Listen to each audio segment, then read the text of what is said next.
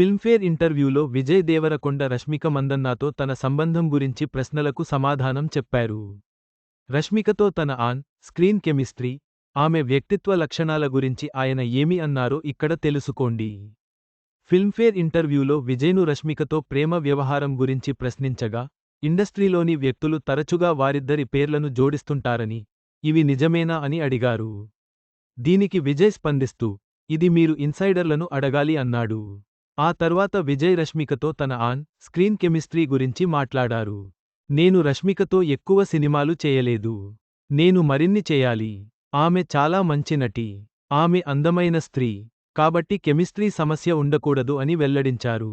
రష్మికలోని మంచి, చెడు లక్షణాల గురించి ప్రస్తావించారు విజయ్. ఆమె చాలా కష్టపడి పనిచేస్తుంది. తన సంకల్పం, దృఢ నిశ్చయంతో ఏదైనా సాధించగలదు.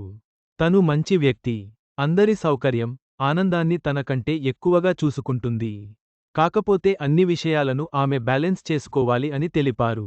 విజయ్ దేవరకొండ త్వరలో పెళ్లి చేసుకుంటారా అని అడిగినప్పుడు, ఒకరోజు ఖచ్చితంగా చేసుకుంటా అని అన్నారు. కొన్ని రోజుల క్రితం రష్మిక మందన్న విజయ్కి పుట్టినరోజు శుభాకాంక్షలు తెలియజేస్తూ విజ్జు అని పిలిచారు. దీని ద్వారా ఆమె ఆయనను ఎలా పిలుస్తుందో తెలిసింది.